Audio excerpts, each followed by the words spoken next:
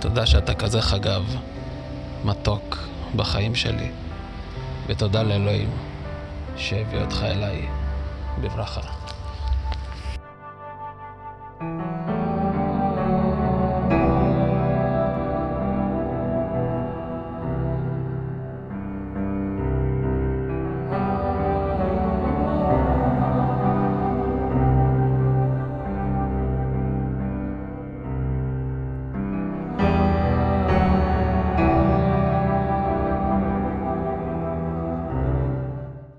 Like I have some difficulty in my life to connect with people. A lot of time I feel like really awkward, and one of the reasons that I got into art is because you can just dive into your little world, you know, and do your art, and also it draws a lot of attention. So people come to you and they say, "Oh, it's so nice," and you can get a certain social status by being an artist. Like this is one of the benefits that I had at the beginning that moved me to keep doing it.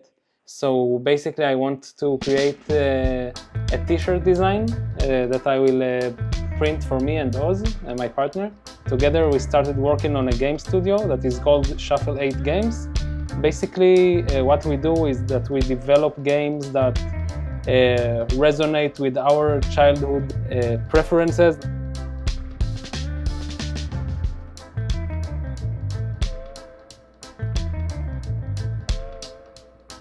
So basically this game is called Punchy Adventures. So Punchy is this little tomato right here. The reason it's called Punchy is because he's punches. He gives punches and saves the world with his punches. What's fun about him is he's basically a ball. It's fairly easy to work with him if you try to compare it with like human figure. And there's like a saying that like a stoic expression or stoic face, which is a very calm face. So I perceive him as having a very calm expression. Yeah, it's really fascinating. It's a lot of work. So a lot of people get intimidated because it's a lot like long hours to sit and do these things. But the encouraging thing is that it's not a competition. It can be very, very passion-driven. You can start really, really small. I do believe that art does, in a way, contradict like the establishment, like the thinking of the establishment, because I think like art a lot of time is like exploring the unexplored territory or something. Like there's something really personal about it, and the more personal something is, the less it's understood.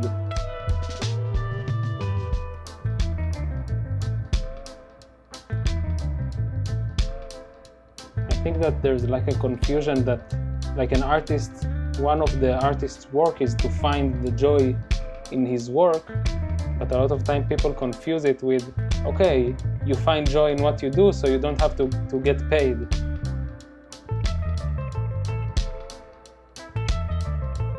Like choosing to be an artist is like to choose to deal with your own bullshit as well, because like there's a lot of setbacks, but if you let them to stop you from finding the way, so you will never get there. You will never really enjoy it, you know?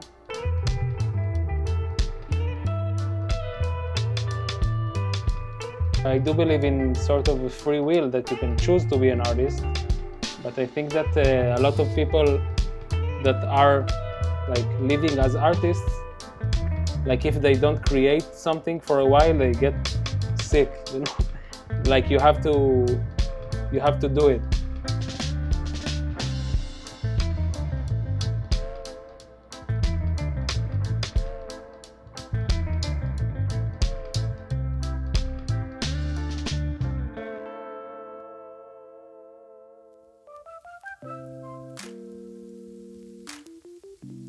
Basically, the story of the game is that this big ruby, this big stone, It's called the Magical Ruby.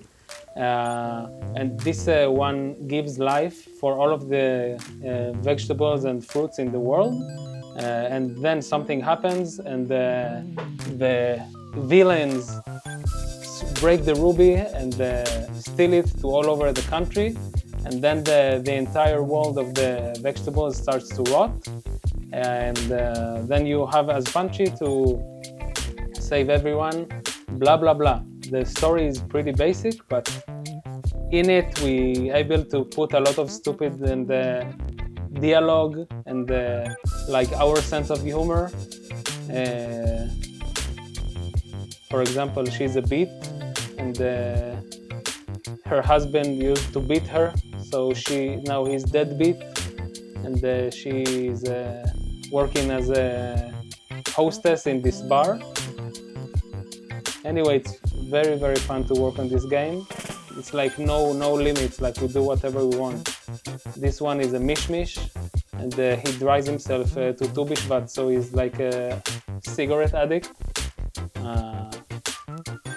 And this one is his friend, and also his friend, he looks like him, but a little different. And he's like, this one is a bad influence on this one, so he's all fucked up on the maglecha, on the slide. Really, the difficulty to do it also as an adult is that it can get pretty lonely. So I started to think about different ways that I can keep doing it, but in a different format that allows me to meet people and also, be this guy who comes and do this specific thing.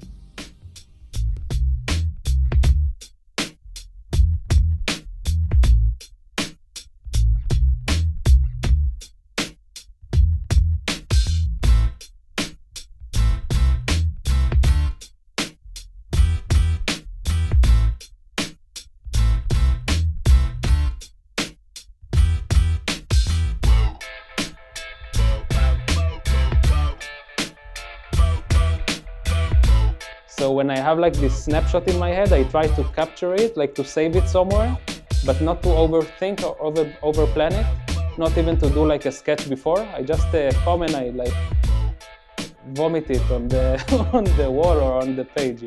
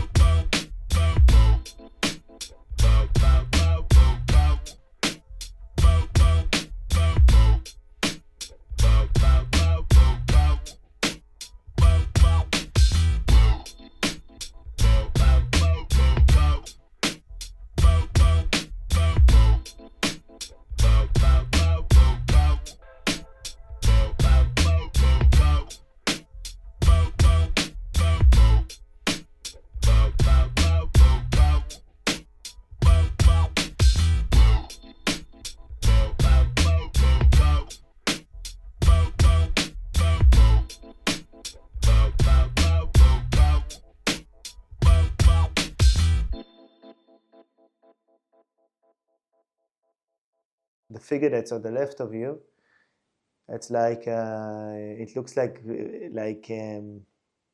different roots, right? Yeah. And then on the right of you, it's a person. So like, is there any connection? Like, is there anything that you wanted to do or say here, or it's just that's what came out? Remember I told you that I get this like snapshots in my head that I want to do something. So it's not always so accurate. Like, for example, over there I have a drawing on the wall that it was really like this, but much smaller. But then I didn't want it to be just a person, so I lifted his arm and I put a little flower in his arm. And then I liked the combination between a human and the plant.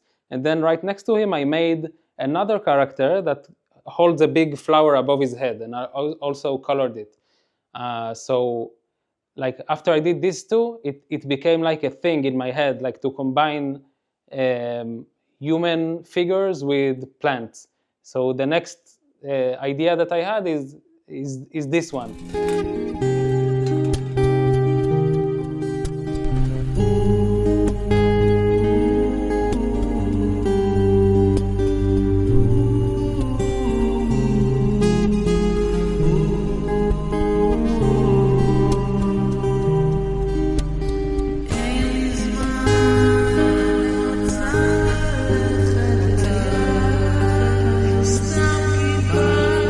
The painting on the wall, it's like something really big and very, you move, you know. It's actually physically challenging to do it in a good way, because it's like an exercise. Not unlike doing it on a piece of paper that you just sit in the office and do it like, you know, the entire day, entire week. So like this thing, if I will continue to do it and like get my mileage, I will be able to travel and do it like in all sorts of places, and you know, like also explore and also be sort of anthropologist.